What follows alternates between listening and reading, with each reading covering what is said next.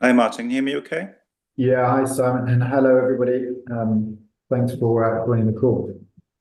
Um, One thing that struck me, Martin, is that looking at the playoffs and the quarterfinals, you've got all five countries represented. In some ways, is that perhaps the thing you most take satisfaction from? Because you've talked about that, haven't you, of being a competition that is genuinely pan-country.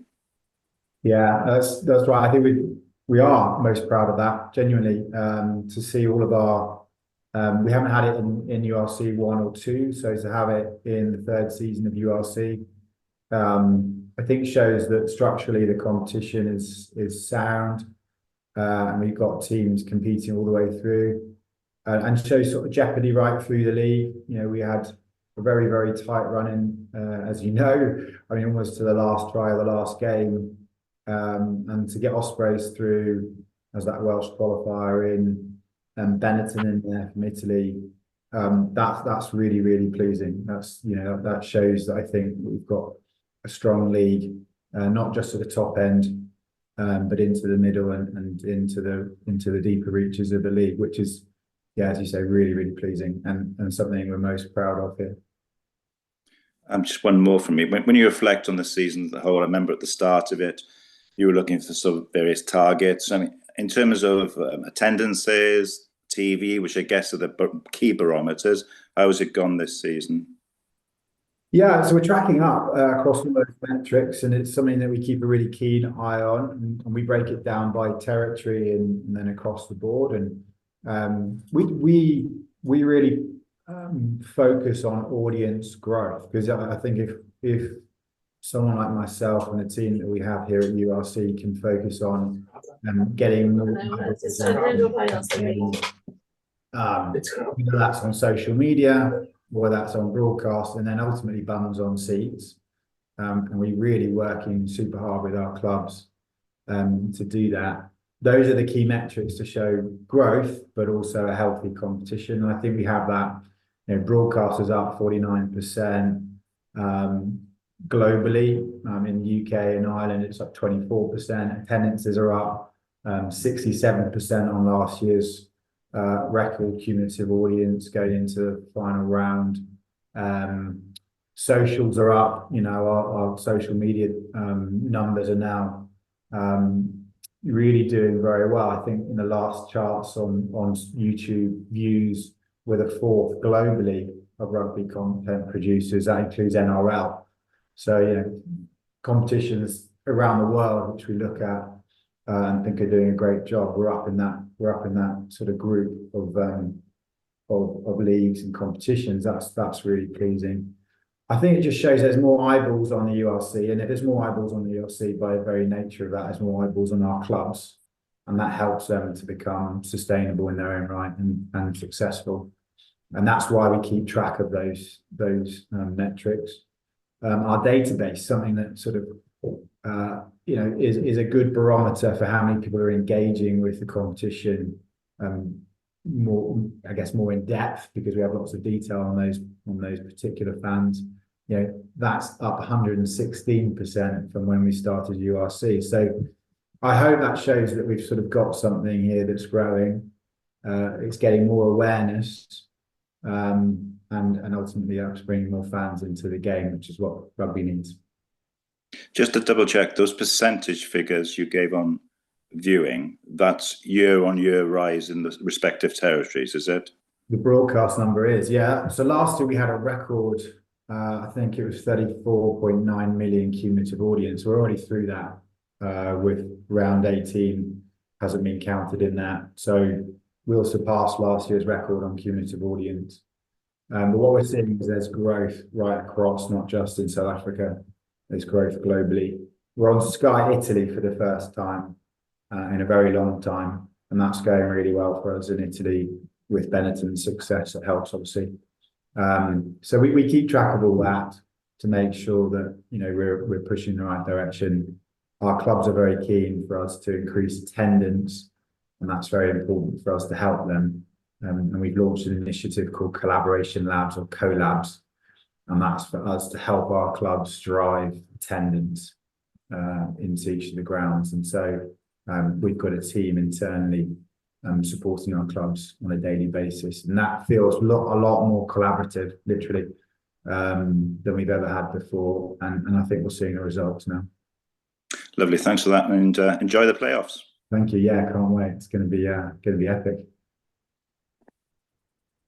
Jan, I think is next. Martin, thanks very much. I think part of the first part of my question certainly was answered about the numbers and the audiences and stuff. My follow-up to that is there's this perception in South Africa that the South African audience in general, and that's a general assumption, latched onto the URC better than they latched onto Europe, or they like it more.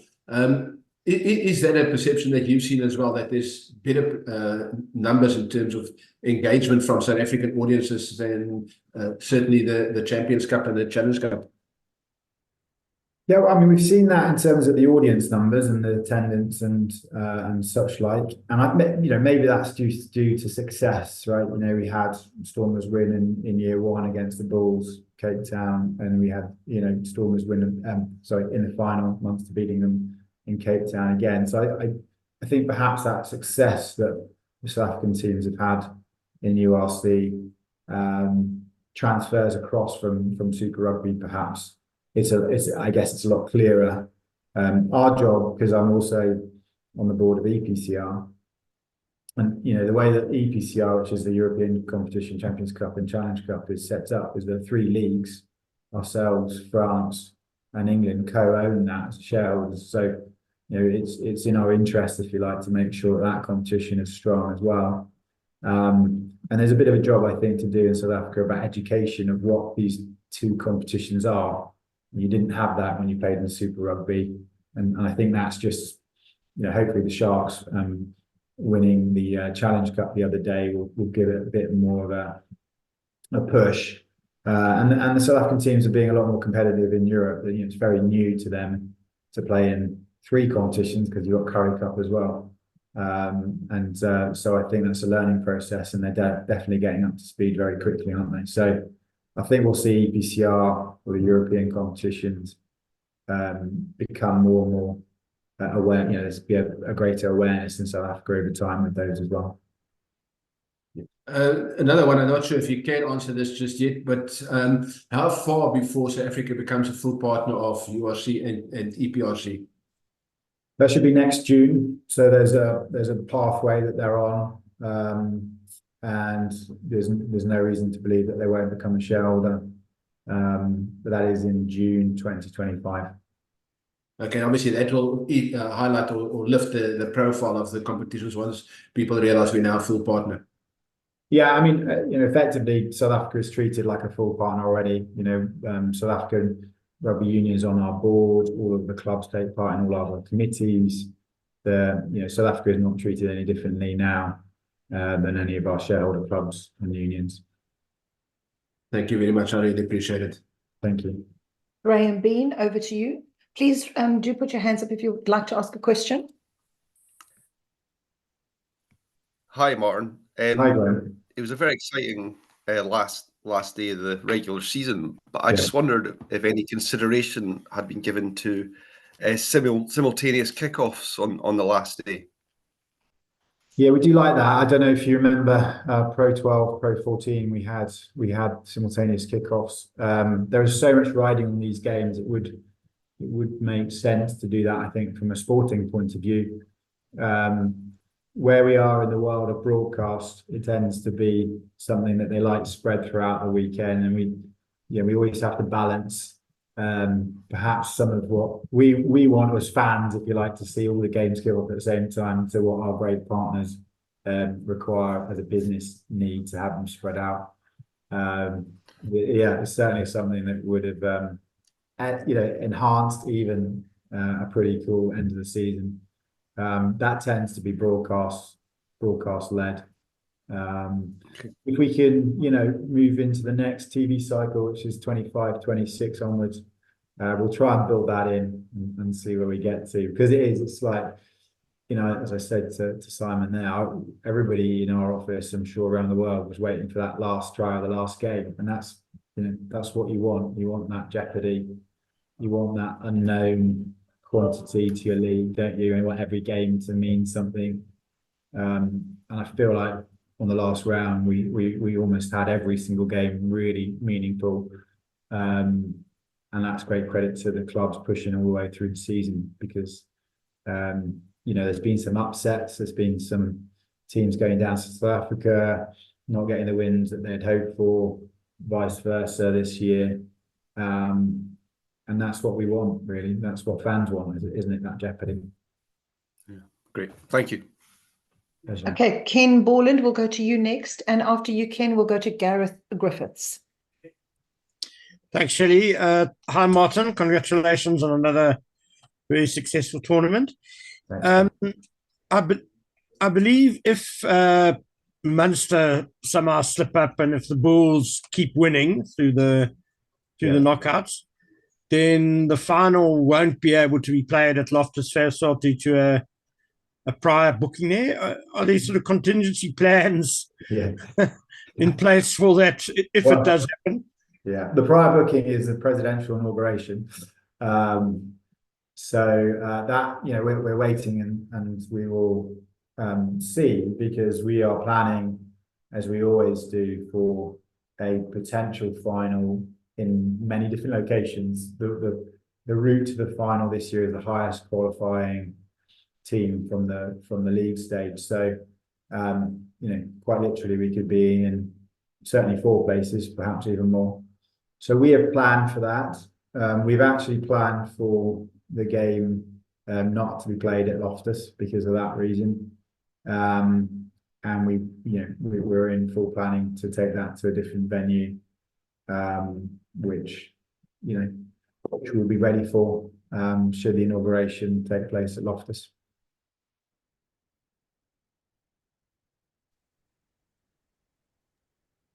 Okay. Ken, How are we, Matt? Yeah. Ken, are you still there? I think we may have lost Ken, but we'll go to you, Gareth, in the meantime. Thank you. That's my only question. Thank you. Okay, thank you. Over to you, Gareth. Thank you. Martin, you touched on it earlier. How first time in 6 years the Welsh team's in the playoffs in terms of the different leagues. How much of a boost to that? And how are you finding the Welsh engagement with the competition? And how much would you think this could boost it, having a team in that last 8?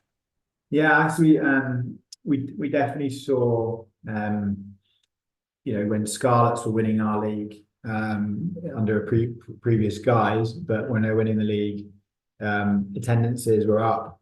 The Welsh audience, it's like every audience, but certainly in Wales, they want to support a winning team. I think what we found this year in Wales is actually all the attendances are up, even though teams aren't winning. And that might be, that's a rash generalisation, but haven't been winning from a Cardiff point of view, for example, but their attendances have gone way up. And that might be, and we're trying to work through why that is. Great work by Cardiff, clearly. But you've got a young team there, haven't you? You've got Winnets, you've got Grady's, you've got Cabanjos, you've got all these, Ben Thomas, you've got all these sort of Welsh players who have been given an opportunity. I look at that with the Ospreys as well. Some great young Welsh players coming through and doing the job now at the end of the season. Got some great coaches. You've got new owners in Cardiff. You've got a renewed ownership team in Dragons. You've got a fantastic ownership group in Scarlets. In the Ospreys, you've got a tremendous head coach. You've got a new CEO there who's really looking to sort of bed into a new ground and fill that out. They've played to a sellout audience in Bridgend, and I'm sure Swansea would do the same if they move into their old ground there. So there's lots of things I look at, and I'm really positive about Wales, really, genuinely. There has been this unbelievable generation of players, world number 1 in 2019, some of the greatest British and Irish Lions players of all time coming from Wales in that generation, who were just coming to the end of their careers. So actually, albeit probably not for the reason they had hoped for, this next generation of players have been given an opportunity to shine. I think they really have genuinely shone. And my understanding from speaking to all the regions is that they're really excited about this crop of players. And so for me, I gravitate towards that and think, you know, new CEO, Tierney's come in, done an amazing job to bring everybody together. You've got Malcolm Wall there on the professional game board. You've got Nigel Walker, really knows his stuff.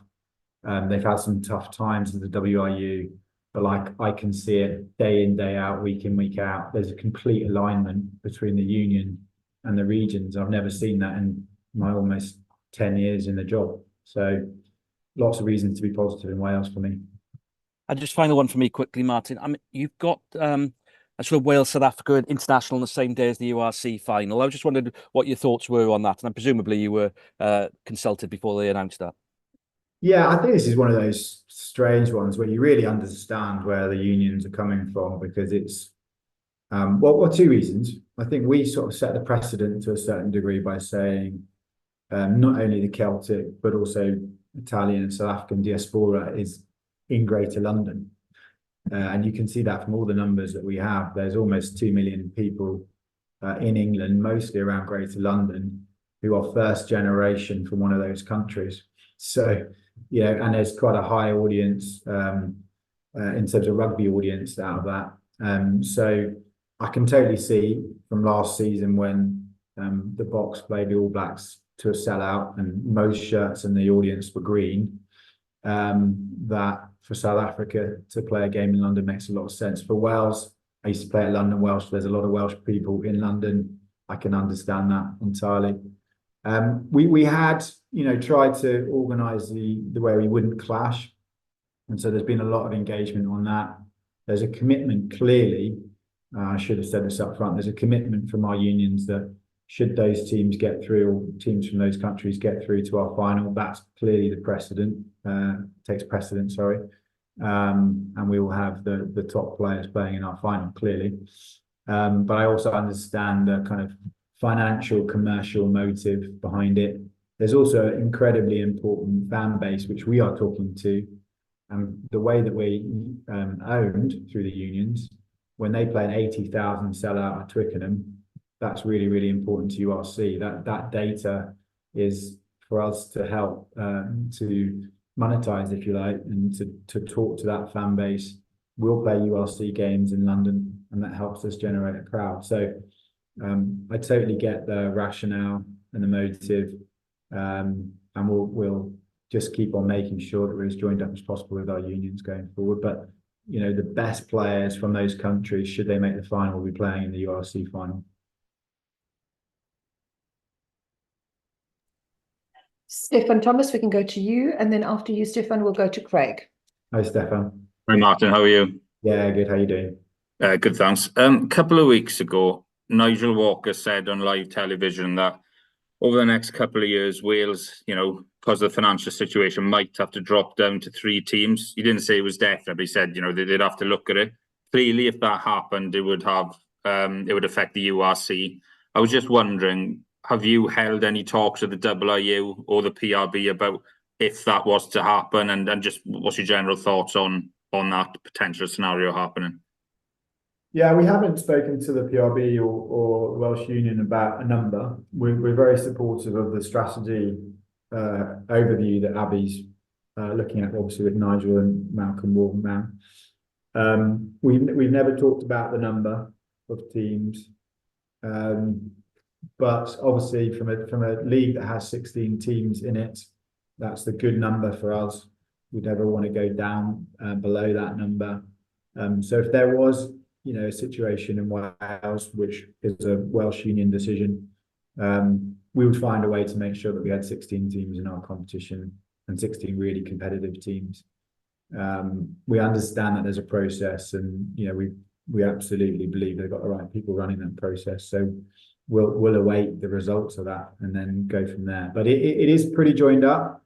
We're very joined up. But obviously, in terms of the actual number, that's a decision for them, and we'll work to whatever they get to in terms of their decision. Yeah, just one final question from me. I was just wondering, because obviously there's always rumours about like an Anglo-Welsh league and that type of thing. Could you see a scenario in the future where PRL and URC come together to create maybe a 2-tier competition, you know, with effectively the English clubs joining the URC? at any stage in the future? It's not something we're discussing. It's not something that sort of, we've got distinct routes. We're partners, though, to be fair. We're partners with PRL, Premiership Rugby, on EPCR. Our focus, I think, has been sort of to try and make URC as good as possible. And that's not just sort of commercially, that's from a sporting point of view as well. And I'm sure Premiership are doing the same. We do share the same office with Premiership. So, we are pretty joined up, but that partnership tends to be on EPCR. How do we maximize those 8 weekends? Because it's really, really important those 8 weekends are as blockbuster as possible. And so our focus has been not on, bashing the two leagues together. It's been more about how do we work collectively with the French, with the LNR, to make EPCR stronger. Brilliant. Thanks for answering my questions, and enjoy the playoffs. Thanks, Stefan. Hi, Martin. Nice to see you. Yeah, Yeah. and thanks for taking the call. Maybe this one's not really in your job description, but I don't know if you've watched with interest the outcome of the arbitration between my players, or the South African Rugby Players Association, and SARU. Yeah. And basically the outcome is that the arbitrator has ruled that they have to rest South African players for a 2-month period at the same time, and that is quite significant. And that leaves very little wiggle room for SARU. They've got the other July-August period where they've said they're going to host the Currie Cup, and the way I understand it is the competition agreement. I mean, they couldn't do it in the URC window because they wouldn't have teams. So is that correct? First of all, am I correct in understanding they cannot do it in the URC window because of the competition agreement you have with them? And then, secondly, I suppose the imperative of becoming a full shareholder is a financial one, which would possibly alleviate some of the pressure to hold the Currie Cup, because that is an income earner. So Yeah, I mean, I haven't read that report yet. I've just had sort of people send me links to it, so it's difficult for me to comment in full. It's something that our other unions are used to, if you like, to have the 8 weeks mandatory. So I would need to talk to SARU. Apologies for not being able to answer that properly, but I think that came out yesterday, didn't it? So yeah, sure. I mean, I think it's more just in terms of your competition agreement as a URC. They wouldn't be contractually allowed to rest players or take players out of their competition, other than if there was a Springbok Test match or something that fell in. Exactly. We don't play across international windows for that reason. Yeah. So there's an understanding that with player management protocols in place, our unions and our clubs will put the best possible team out for the weekend. That I think is something that's important to SARU as well as it is to other unions, and you're seeing that this season with performances right through the competition. So, but to go any further, I need to read the statement, and I need to speak to SARU about that as well. But I mean, I suppose South African Rugby is the only member of the 5 that has a big domestic competition as well to cater for. So I suppose that does add a layer of complexity, right? Yeah, it does. It does. Yeah, and it's a really important competition in the Currie Cup for everybody. So, it's an important one to get right, I'm sure. All right, sorry to put you on the spot. Thanks. No. I'm sorry, I can't answer that officially, but yeah. Enjoy the playoffs. Thank you.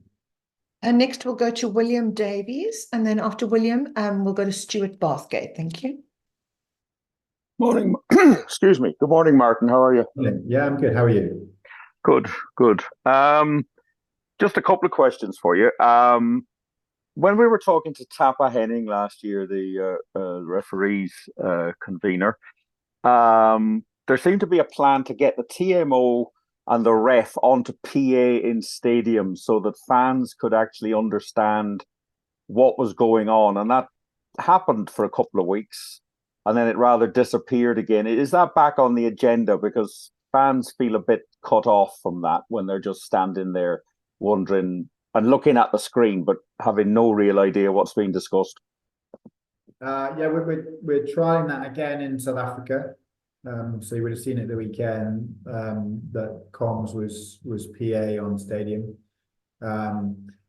Yeah, I mean we like it. It does rather rely on the PA in each of the stadium being of sufficient quality to make sure it's clear to the crowd. But it's something that we're really keen on making sure that the fan experience is as good in the stadium, if not better, than it is on TV. And that's one of those key areas. And there's too many times probably that you're sitting in the stadium, you're not getting the same information as you'd be getting if you're in your seat at home. So that's why we're hopeful that the work that's being done in South Africa can be rolled out more globally. But there's a fair amount of investment needed in that, and getting the sort of protocols right about the freedom of the match officials talking to each other. But I don't think that's something that should stop it happening. It's more around investment in the technology to make sure that it's of sufficient quality for in-ground use, really. Can you drive that a little bit by pushing from behind, shall we say? We can, yeah. It's also a broadcast piece as well, in terms of the investment that the broadcaster makes in the communications in the stadium and in the venue. We put fibre into each of our stadiums to allow for better comms. We're working with the likes of Tata Communications on internal ground comms. So yeah, we're on it. It's a really important thing to get right for our fan experience. The issue, well, you've just discussed it there with South Africa, the issue of players being available and not available. Connacht's first game of the season next year is away to Munster, who might be URC champions again. That's going to be restricted in player availability after the Ireland tour in South Africa. Inter-pro games here, it's a bit of a mix and match. Is there still a slight frustration that sometimes those big games, as they're called, are still short of players, because positioning them around the international requirements is very difficult, and that is something that maybe was sold as a big selling point when you started off, and it's not quite happening?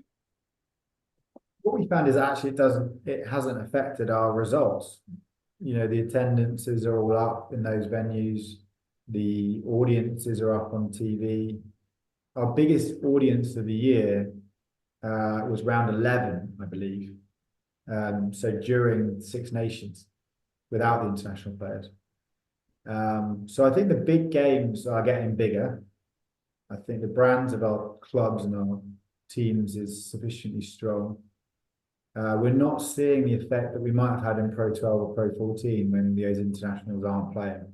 And we've measured that over the last 3 seasons.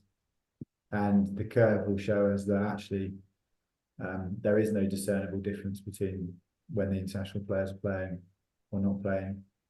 So I think we've got a balance. And obviously we're balancing player welfare, which is the most important thing, with getting bums on seats, getting a commercial return, etc. And the priority has to be the players. And I think what we're seeing is you've got just such a volume of players coming through in the URC that actually you've got plenty of internationals playing each weekend who might not be getting a starting berth at the international in that previous tour, but have played international rugby over the last 3 or 4 years. So perhaps that's what the fans are sort of gravitating towards. These are still known players playing in the league in meaningful games. So it's not something that worries us, to be honest, anymore. I think it probably did to me in Pro 12, Pro 14, but we're not seeing that impact anymore. Talking about interaction and stuff, you're heavily involved with rugby management at all levels. What's the situation, do you think, with new TV deals? Are the TV companies still as excited with URC and other competitions? And where do you see it going in terms maybe of, is there any chance of getting some more of it back onto terrestrial, which is again a free way of selling the product? or getting more eyeballs on the product, maybe. Yeah, but it's all free to air in Ireland. Every Yes, single game is free to air in Ireland. Every single game, 3 out of 4 games is free to air in Wales. We've got 6 games out of games for Ulster are live on free to air. To answer your sorry, we've got plenty of free to air. I think to answer your question around are people interested, we've never had more interest. Genuinely, there's never been more interest in every single broadcaster in our territories for URC. So it is definitely having an impact.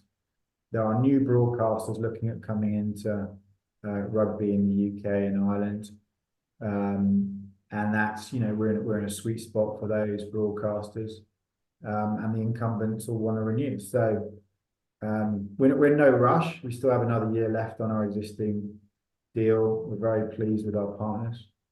But to answer your question, there's never been more interest in the URC.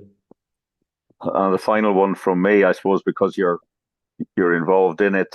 Do you see South Africa joining the Six Nations at the next television deal? Is that going to come under a lot more discussion?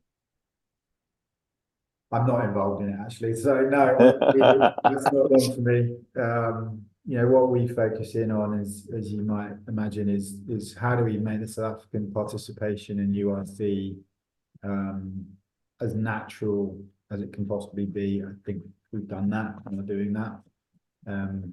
My challenge now is also to make that also fly for EPCR.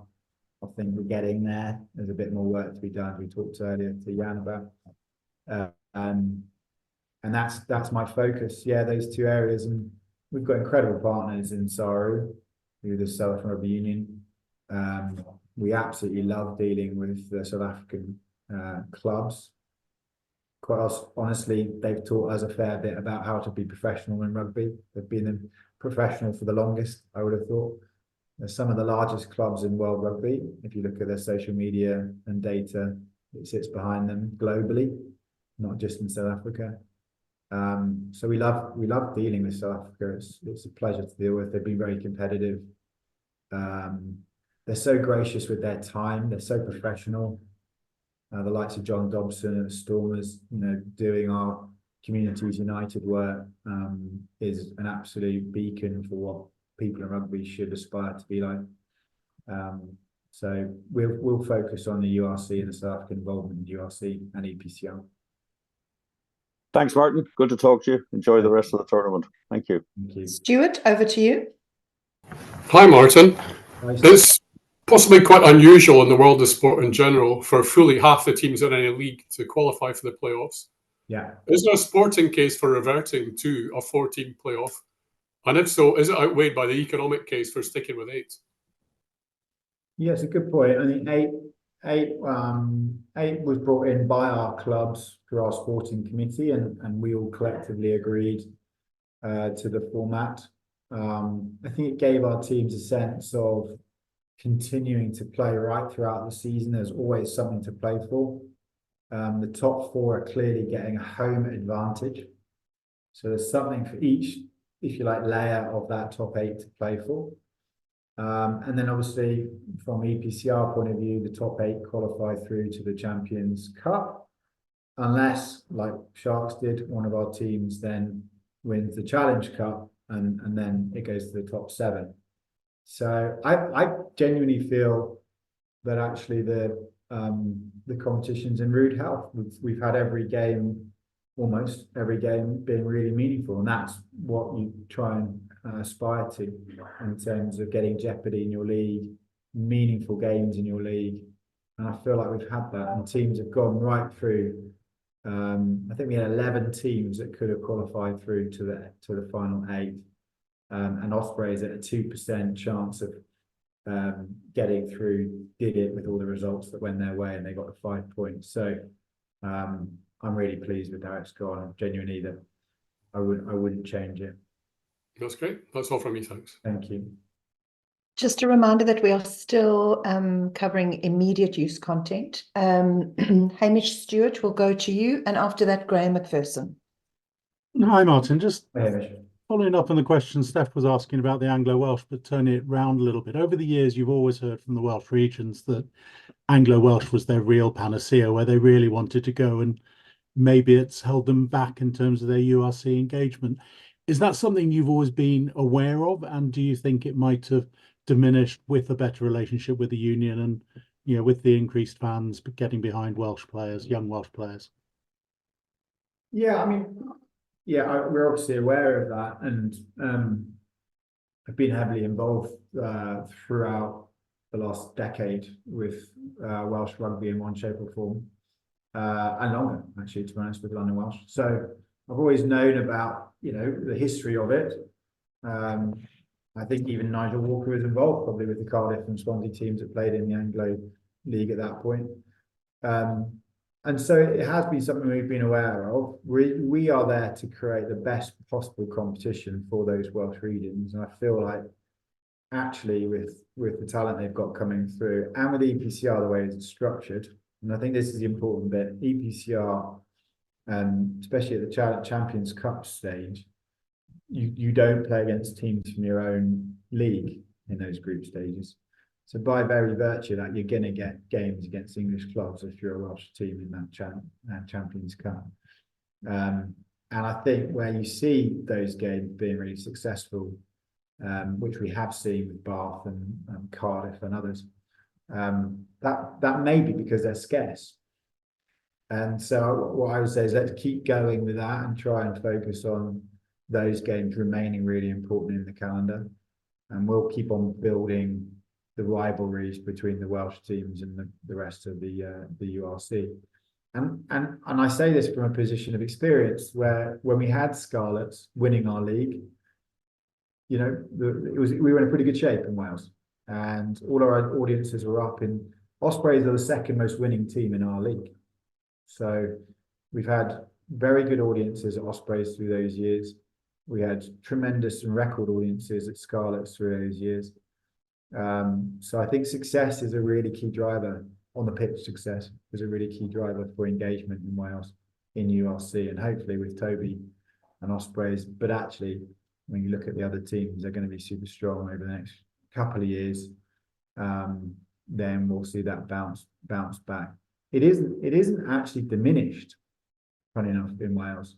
It's not low.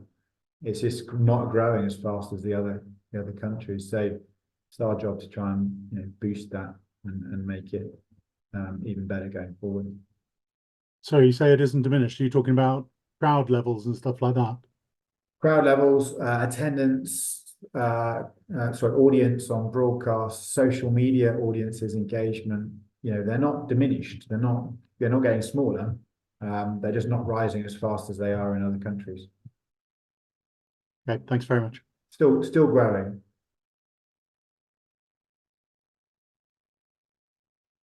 Hi, Martin. How are you? Hey, Graham. Yeah, how you doing? I've got a question about Glasgow Warriors, if that's okay. It's looking less likely now, but if Glasgow were to reach the final as hosts, I believe Scotland would be too small and none of the Glasgow football stadia would be available. Have they had to register a possible venue with the league, or what are their options at that point? Yeah, we play that at Murrayfield. So if they got through to the final, we'll play that at Murrayfield. We spoke to Celtic Park. I remember we had a final there a few years ago with Glasgow and Leinster.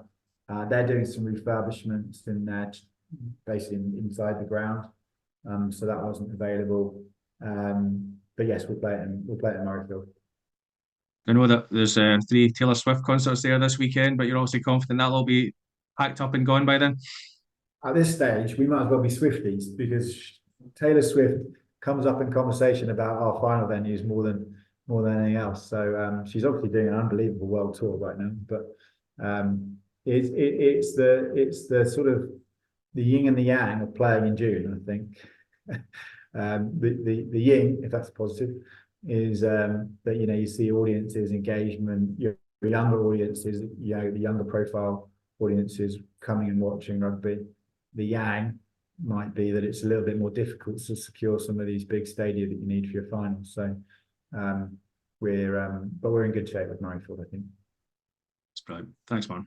Cheers. I don't see any more hands up. Perhaps that might be an indication that there are some questions that we want to hold for embargo for tomorrow. If there is anybody who's got questions that are under embargo for tomorrow, please do put your hand up.